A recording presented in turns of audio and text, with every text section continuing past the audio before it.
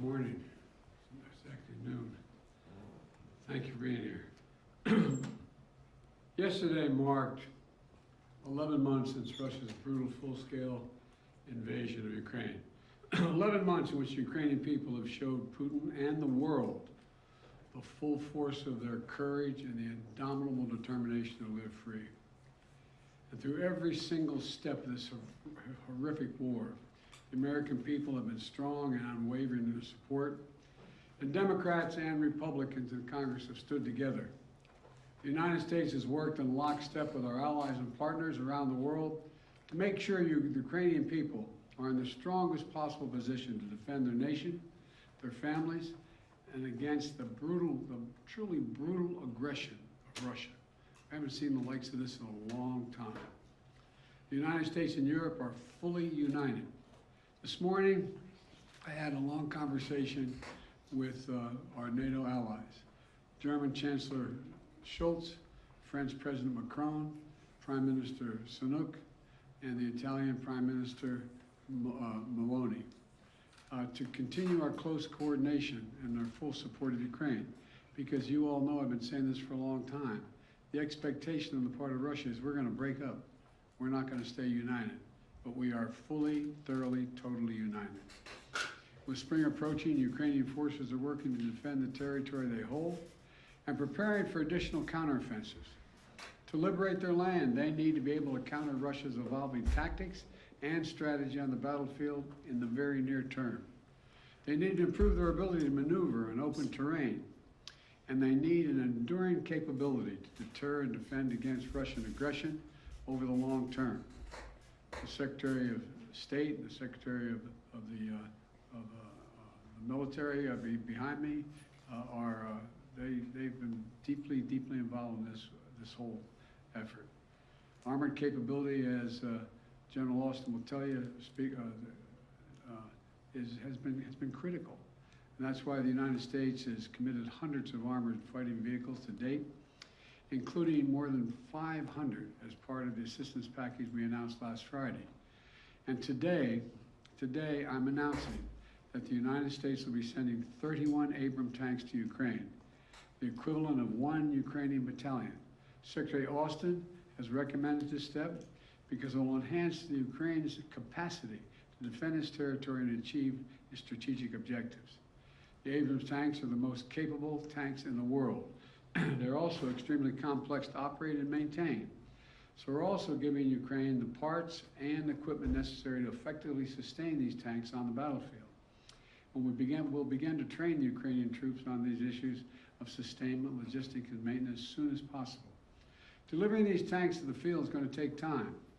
That we'll see and we'll use to make sure the Ukrainians are fully prepared to integrate the Abrams tanks into their defenses. We're also closely coordinated this announcement with our allies. The American contribution will be joined by an additional announcement, including that will be ready, available, and more easily integrated for use in the battlefield in the coming weeks and months from other countries. I'm grateful to Chancellor Scholz for providing German Leopard 2 tanks and will lead an effort to organize a European contribution of 2 tank battalions for Ukraine. I want to thank the Chancellor for his leadership and his steadfast commitment to our collective efforts to support Ukraine. Germany has really stepped up. The Chancellor has been a strong voice for unity, a close friend, and for the level of effort we're going to continue. Supporting Ukraine's ability to fight off Russian aggression to defend its sovereignty and territorial integrity is a worldwide commitment. Not just it's a worldwide commitment. Last week, in Germany, Secretary Austin convened the Ukraine Defense Contact Group for the 8th time. This group is made up of some 50 nations, each making significant contributions of their own to Ukraine's integrity. Each fully committed to making Ukraine remain strong and independent and able to defend itself against Russian threats and violence. I want to thank every member of that coalition for continuing to step up. The UK, the United Kingdom, recently announced that it's donating Challenger 2 tanks to Ukraine. France is contributing AMX-10s, armored fighting vehicles. In addition to the Leopard tanks, that Germany, like the United States, is also Germany is also sending a Patriot missile battery. The Netherlands is donating a Patriot missile and launchers. France, Canada, the UK, Slovakia, Norway, and others have all donated critical air defense systems to help secure Ukrainian skies and save the lives of innocent civilians who are literally the target of Russia's aggression. Poland is sending armored vehicles. Sweden is donating infantry fighting vehicles. Italy is giving artillery. Denmark and Estonia are sending howitzers. Latvia is providing more Stinger missiles. Lithuania is providing anti-aircraft guns.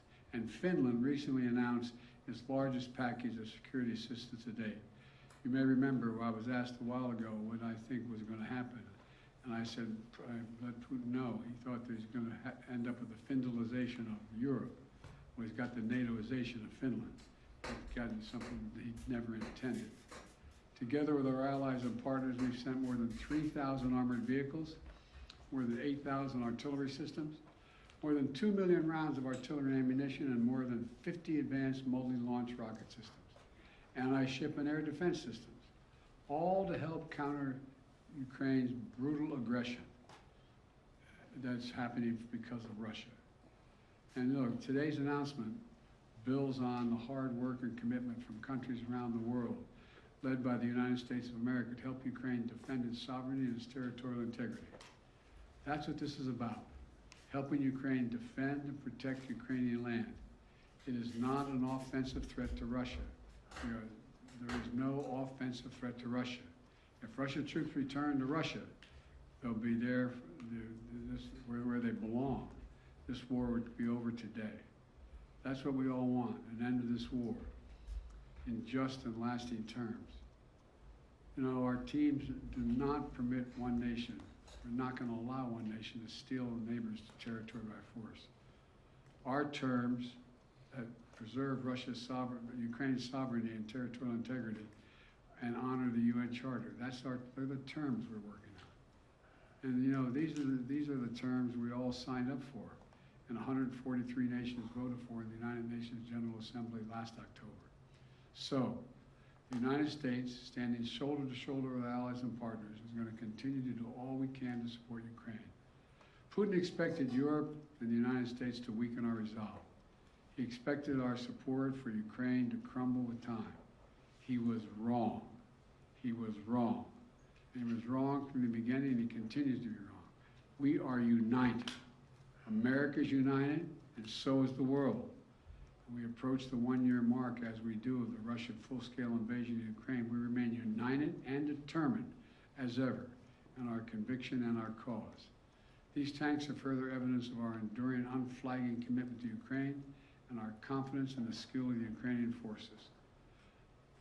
As I told President Zelensky when he was here, and today's his birthday, by the way, in December, we're with you for as long as it takes, Mr. President. Ukrainians are fighting an age-old battle against aggression and domination. It's a battle Americans have fought proudly, time and again. And it's a battle we're going to make sure the Ukrainians are well equipped to fight as well. This is about freedom. Freedom for Ukraine. Freedom everywhere. It's about the kind of world we want to live in, the world we want to leave to our children. So may God protect the brave Ukrainian defenders of their country and keep the flame of liberty burning bravely as we can. Thank you. Mr. President, why are you taking this decision now? Did Germany force you to change your mind on sending tanks?